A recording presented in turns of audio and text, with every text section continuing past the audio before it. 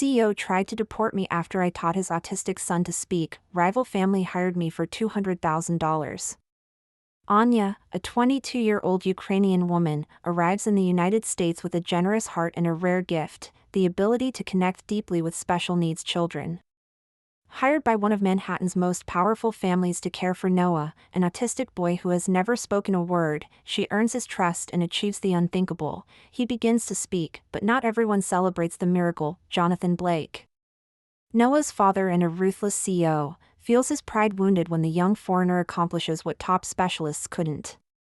And when Anya resists his advances, he retaliates, accusing her of being undocumented and attempting to have her deported, destroying her reputation. Alone and humiliated, Anya is unexpectedly taken in by a billionaire family, quiet rivals of the Blakes, whose own child is also autistic. With love, support, and the freedom to apply her methods, Anya thrives. 5 years later, she becomes the director of a prestigious autism support center, earning $200,000 a year and gaining national recognition. But fate isn't finished. An award ceremony honoring the center's success, Anya comes face to face with Jonathan Blake. He doesn't recognize her at first, but she remembers everything. Her revenge won't be impulsive. It will be surgical. With beauty, charm, and intellect as her weapons, Anya is ready to turn the predator into the prey, because when a woman rises after humiliation, she doesn't return for justice, she returns for control. Follow the channel and don't miss a single move in Anya's revenge. The story continues, and the best is yet to come. Chapter 1, The Arrival. The September rain painted Manhattan's skyline in blurred watercolors as Anya Petrova pressed her forehead against the taxi window. At 22, her entire life fit into 2 worn suitcases, but the weight of her dreams was far heavier. The Ukrainian immigrant watched skyscrapers pierce the cloud-heavy sky, monuments to American ambition that made her feel simultaneously insignificant and inspired. First time in New York? The taxi driver caught her wide-eyed reflection in the rearview mirror. Is it that obvious? Anya smiled, her accent softening her words. Her honey-blonde hair was pulled back in a practical bun, highlighting striking cheekbones and intelligent green eyes that missed nothing. Everyone looks up there.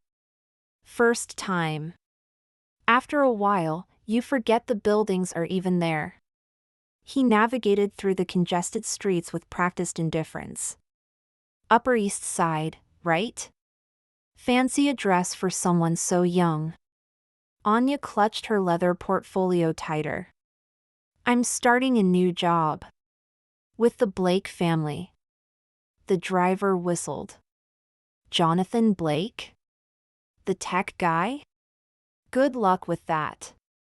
His tone made her stomach tighten. The Blake family had recruited her from Kiev after discovering her unique success working with nonverbal children at a renowned Ukrainian therapy center. They'd expedited her work visa, arranged her housing, and offered a salary that seemed almost too generous. All to help their son, Noah. The taxi pulled up to a limestone townhouse that screamed old money in a whisper.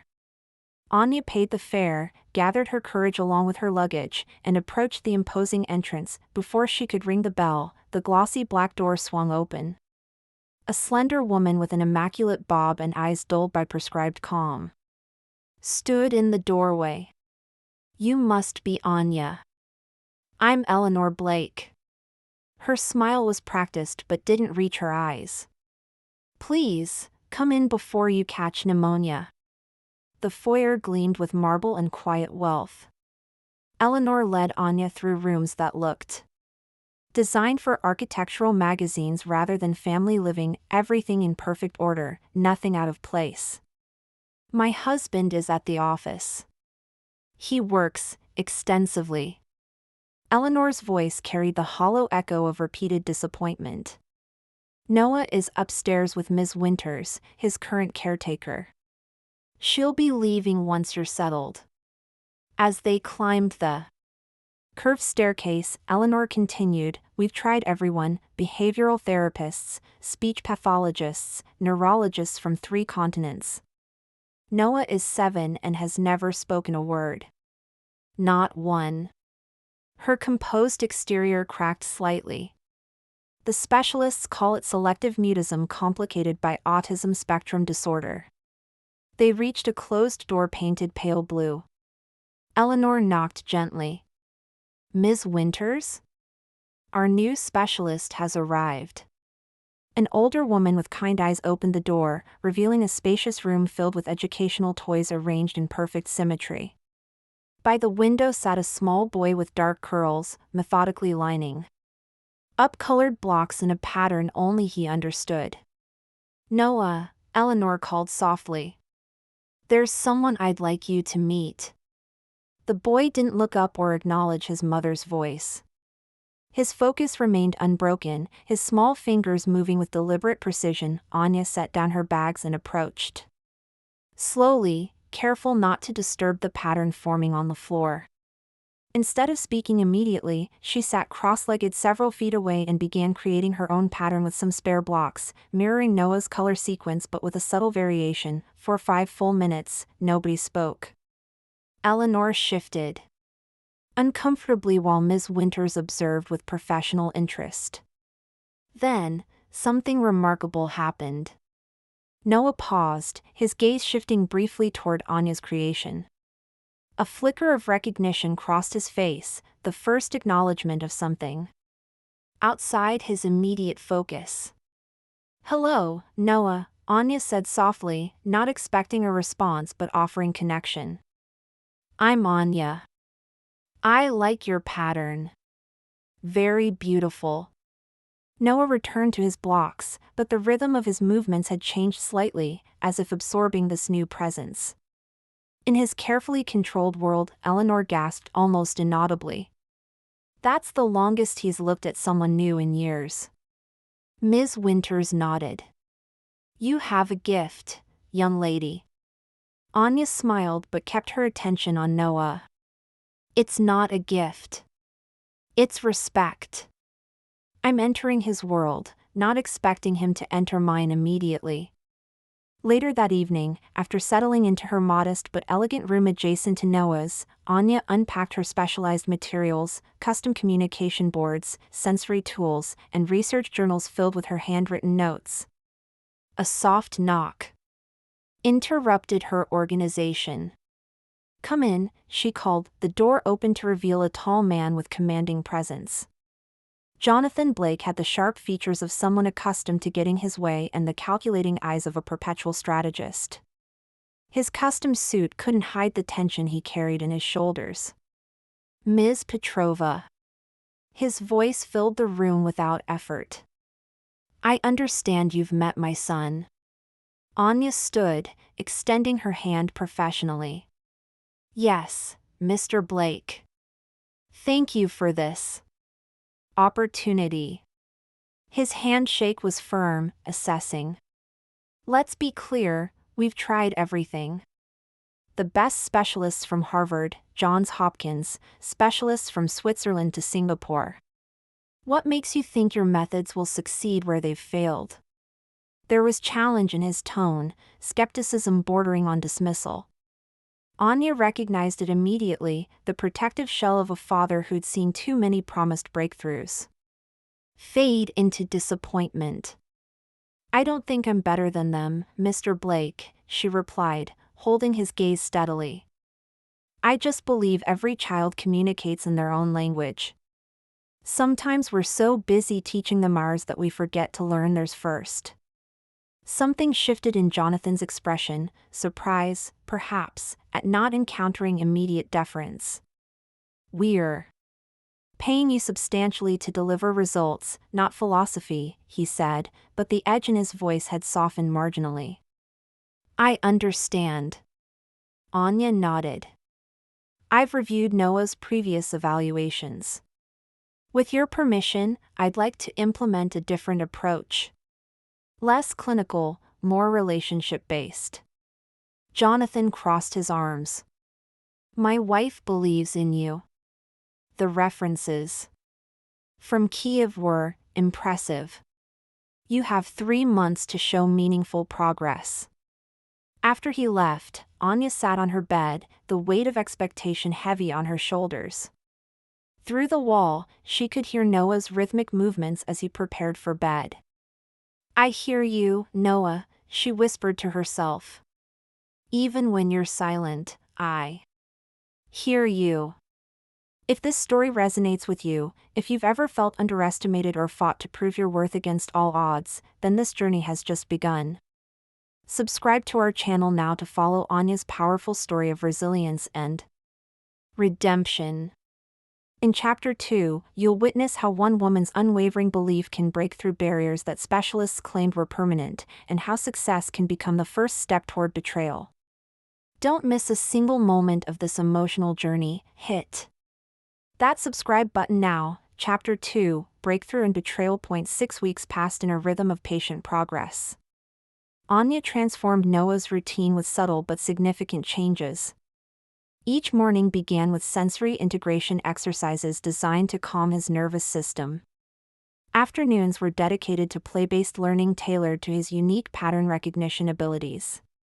She introduced a customized picture communication system, building bridges between his world and the spoken language that eluded him. Eleanor observed these sessions with growing hope, while Jonathan remained skeptically distant, appearing only for brief progress reports that never seemed to satisfy him. On a crisp October afternoon, Anya and Noah sat surrounded by autumn-themed sensory activities in the sunroom overlooking Central Park's changing colors.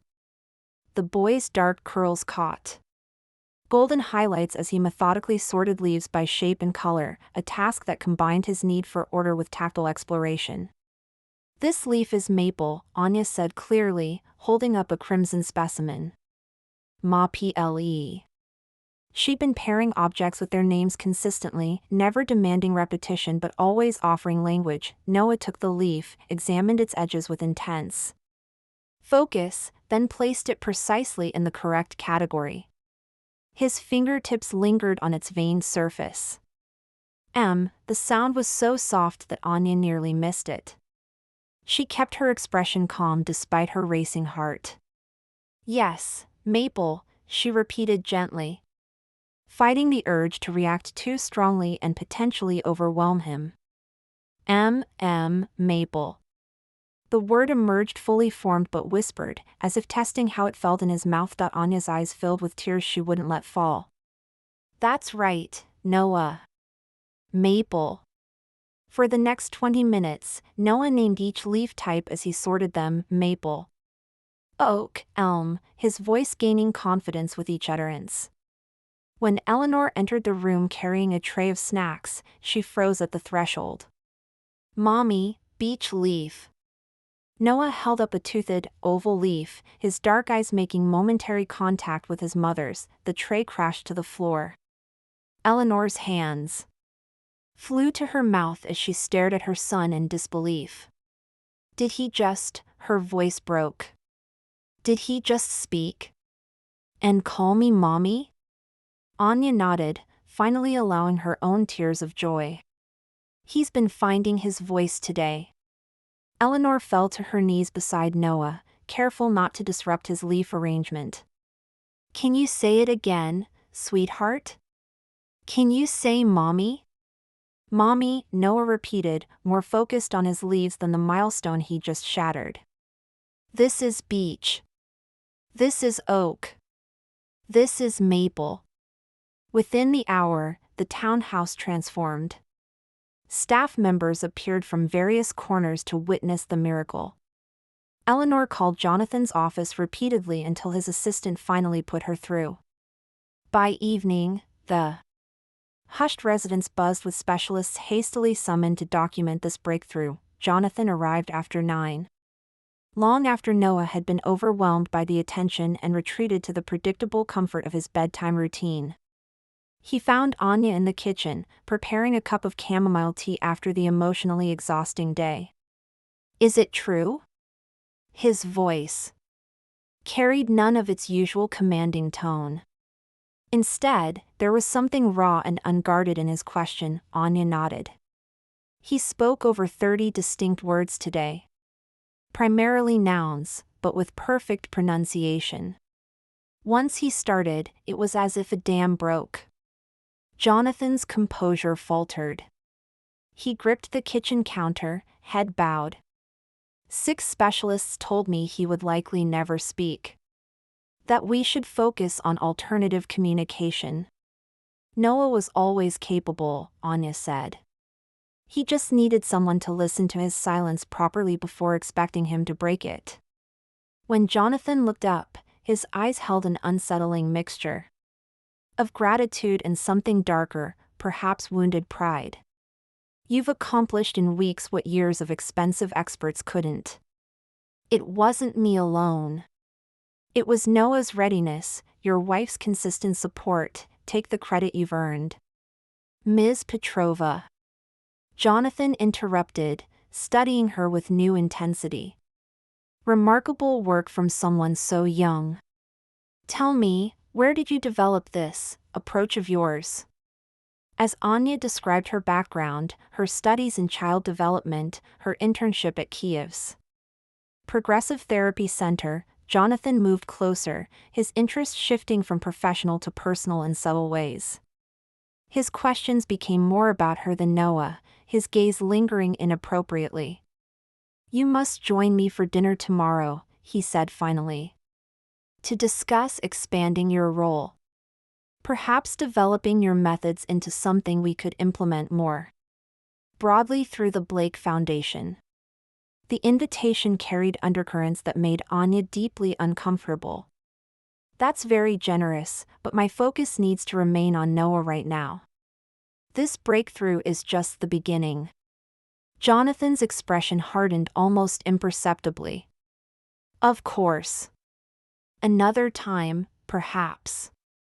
Over the following weeks, Noah's vocabulary exploded exponentially. He began constructing simple sentences, expressing preferences, even engaging in rudimentary conversations with his mother. Eleanor bloomed with joy, spending hours with her son, making up for years of one-sided dialogue. Jonathan, however, grew increasingly difficult. His appearances at home became more frequent but more intrusive. He insisted on observing Anya's sessions with Noah, questioning her methods with thinly veiled challenges. Worse were the unwanted compliments, the casual touches that lingered too long, the invitations to private meetings to discuss her future. Each time Anya politely but firmly established professional boundaries, Jonathan's demeanor chilled further. One evening, after Noah had mastered a particularly challenging communication exercise, Jonathan cornered Anya in the hallway. Have dinner with me tomorrow. There's a private room at Le Bernardin I've reserved. His tone made it clear this wasn't really a request. Mr. Blake, I'm your son's therapist. It wouldn't be appropriate for us to. I'm not asking for anything inappropriate, he cut in, though his eyes conveyed otherwise. I'm offering you an opportunity. My foundation funds research across multiple universities. Your methods could help thousands of children. Then I'd be happy to prepare a formal presentation for your foundation board, Anya replied steadily. Something dangerous flashed across his features. You misunderstand your position, Ms. Petrova. Your work visa is sponsored by my company. Your apartment, your salary, all contingent on my continued satisfaction with our arrangement. The thread hung in the air between them. Before Anya could respond, Eleanor appeared around the corner, her expression making it clear she'd overheard enough. Jonathan, she said, her voice carrying an unusual edge. Noah is asking for you. He wants to show you his new books. Jonathan stepped back, mask of civility sliding perfectly back into place. We'll continue this discussion later, Ms. Petrova. After he left, Eleanor's carefully maintained composure cracked. I'm so sorry, Anya. This isn't the first time. She stopped herself. What matters is Noah. He's thriving because of you. Mrs. Blake, Anya began carefully. I love working with Noah, but, please, Eleanor interrupted, desperation in her eyes. Don't leave because of him. No one needs you. The following morning, Anya woke to an email from Blake Industries' HR department requesting an urgent meeting regarding visa irregularities. By afternoon, she was sitting across from a sterile desk while a woman with a practiced neutral expression explained that there were concerns about her work authorization documentation. But my visa isn't perfect. Order, Anya protested. The Blake Foundation handled everything. According to our review, there appear to be discrepancies in your qualifications. Mr. Blake has concerns that your credentials may have been exaggerated. The implication was clear. Jonathan was laying groundwork to discredit her professionally and potentially trigger immigration problems, all because she had rejected his advances. As Anya left the HR office, her phone chimed with a text from an unknown number. Call this number if you need help. A friend. Confused and increasingly desperate, she dialed the number from the privacy of a coffee shop several blocks from the Blake residence. Anya Petrova? My name is Victoria Harrington. The woman's voice exuded confidence and warmth. I believe we need to talk about your situation with Jonathan Blake and about an opportunity that might interest you. How do you know about my situation?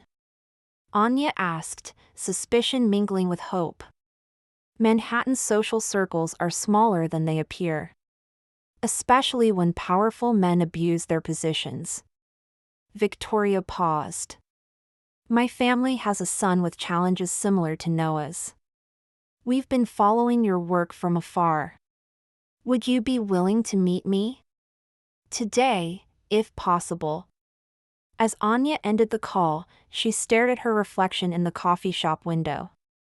The woman who had arrived in New York full of optimism just months ago now faced an impossible choice: retreat in defeat or stand her ground against one of the city's most powerful men. Her phone buzzed with another HR email, this one outlining concerns about her continued employment and requesting her passport for routine verification. With trembling fingers, Anya confirmed the meeting with Victoria Harrington.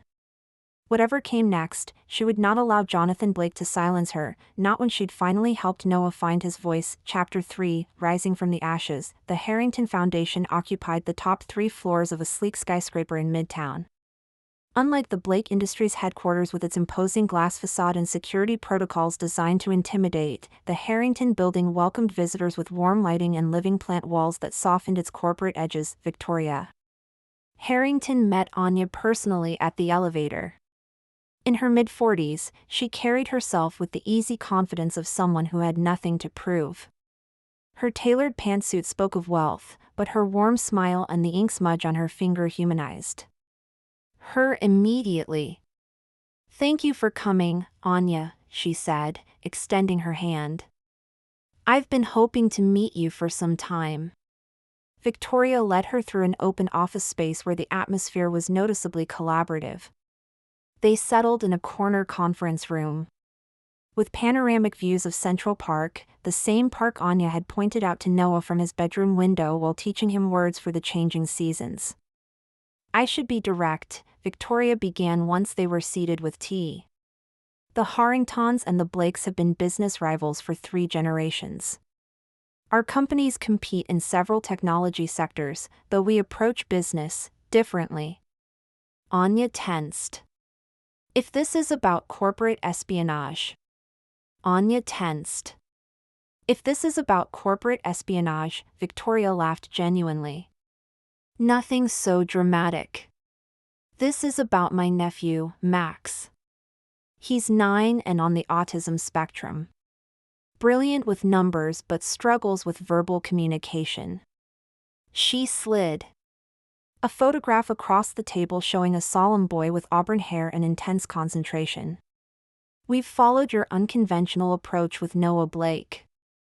The results are remarkable. How did you even know about Noah's progress? Anya asked.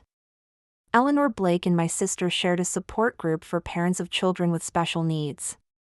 Eleanor mentioned your work, quite enthusiastically, I might add, before Jonathan instructed her to stop attending. Victoria's expression grew serious. What Jonathan is doing to you, the visa threats, the professional sabotage, it's a pattern. You're not his first victim, just the most recent. She produced a folder containing printouts of news articles and legal documents. 3 years ago, it was a financial analyst who refused his advances. Before that, a marketing executive. Each time, he leverages his power, then discredits anyone who stands against him. Anya's hands trembled slightly as she processed this information. Why are you telling me this? Because I'm offering you a choice, Victoria said simply. The Harrington Foundation is establishing a specialized center for neurodivergent children. We need someone with your insight and methodology to help develop our approach. She slid across a contract. Director of Therapeutic Services. Full visa sponsorship. Starting salary of $200,000 annually. Anya stared at the document, stunned. This is very generous. It's market value for someone with your unique abilities, Victoria corrected. Plus, we'll provide legal support regarding any visa complications Jonathan creates. She leaned forward. More importantly, you'll have freedom to develop your approach, publish your findings, and help children beyond just one privileged family. The opportunity was everything Anya had dreamed of, yet her thoughts returned to Noah. I can't just abandon Noah. His progress is still fragile. Victoria nodded understandingly. You have a remarkable heart, Anya. That's part of why we want you on our team. She reached for her phone. There's someone who would like to speak with you. When Victoria dialed, the voice that answered sent a shock through Anya's system. Hello, Anya. It's Eleanor Blake.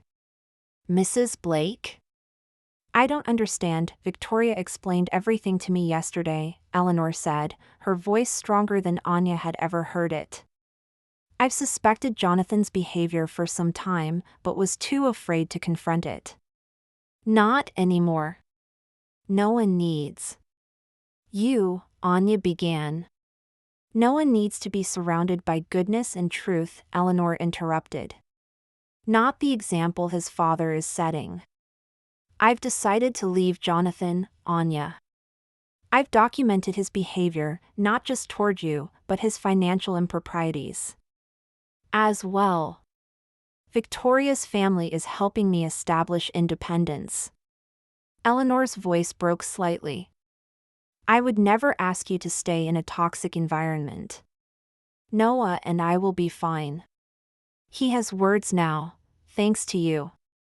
It's time for you to use your gift more broadly. After ending the call, Victoria gave Anya space to process this revelation. Take the weekend to think about our offer. Whatever you decide, we'll support your right to work in this country without harassment. 5 years passed in what seemed like moments. The Harrington Center for Neurodiversity Development grew from concept to reality under Anya's guidance, expanding to 3 locations across the East Coast.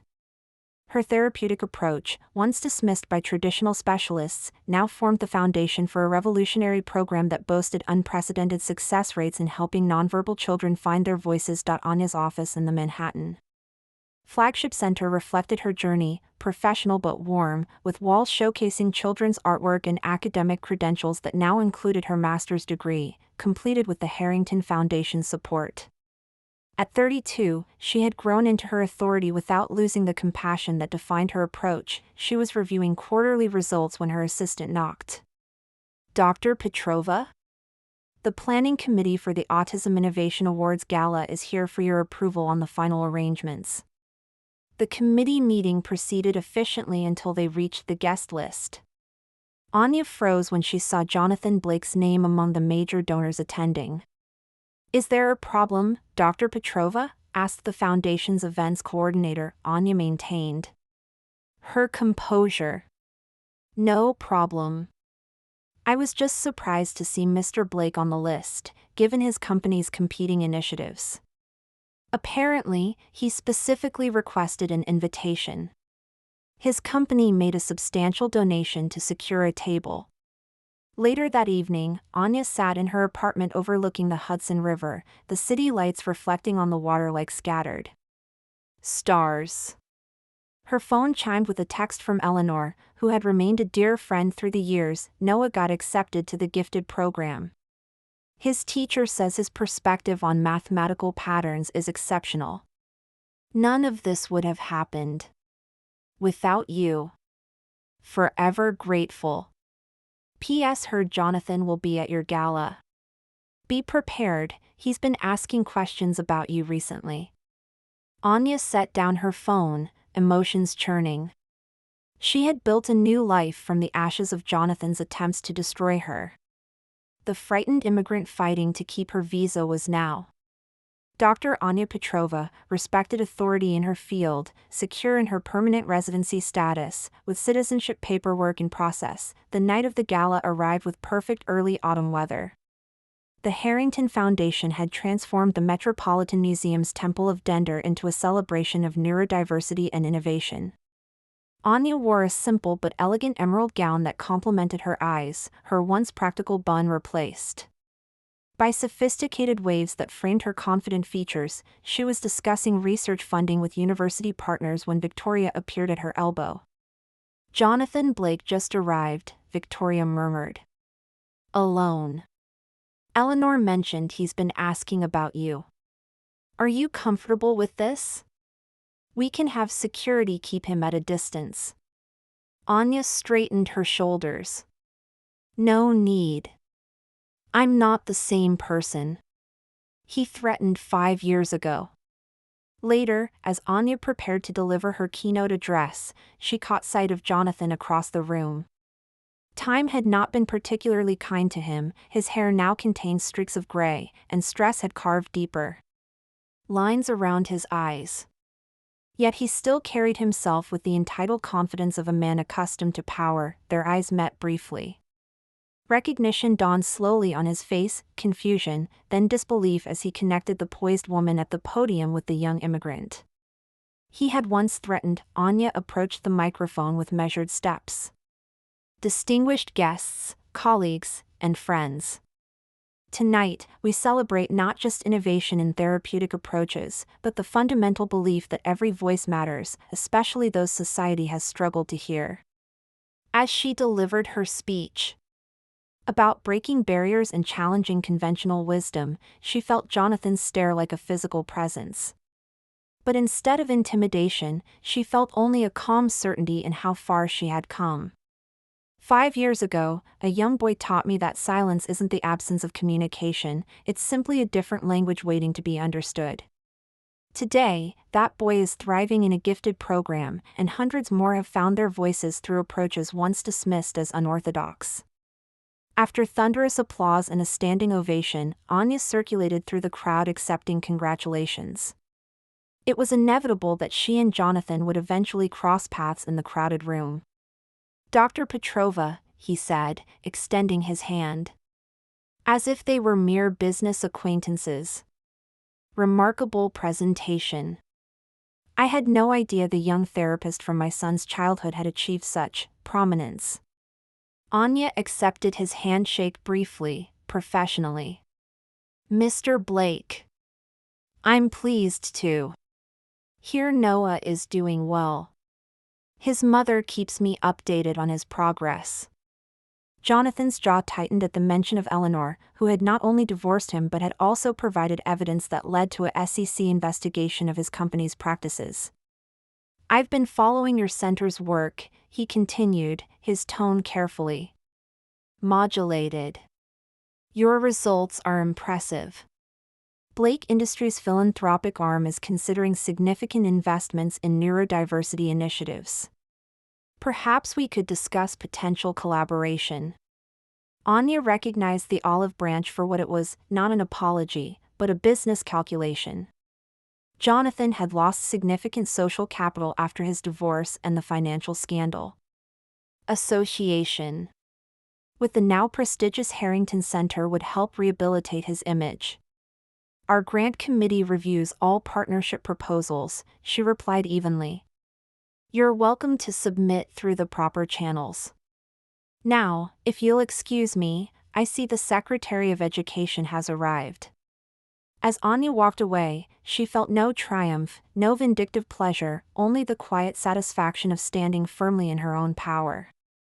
The journey from that rain-soaked arrival in Manhattan to this moment had transformed her in ways Jonathan Blake could never comprehend. Later that night, as the event wound down, Victoria found Anya on the museum's terrace, taking a moment of quiet reflection. I saw you speaking with Jonathan, Victoria said, joining her at the balustrade. That must have been interesting. Anya smiled. 5 years ago, I thought my story was about him, what he did, how he tried to break me. Now I realize he was just a difficult paragraph in a much larger narrative. Victoria nodded appreciatively. And what's the title of that narrative, Dr. Petrova? Anya looked out over the glittering city that had first welcomed, then challenged, and finally embraced her. Finding my voice, she said simply. Just like the children we help every day. This story of resilience, professional integrity, and ultimate triumph resonates with so many of us who have faced adversity in our careers and personal lives. If Anya's journey of turning challenges into opportunities spoke to your heart, don't let this be where our connection ends.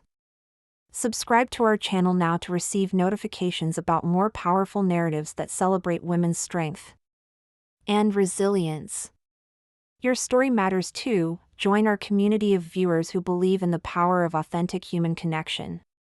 Hit that subscribe button and become part of a movement that celebrates overcoming obstacles with grace and determination.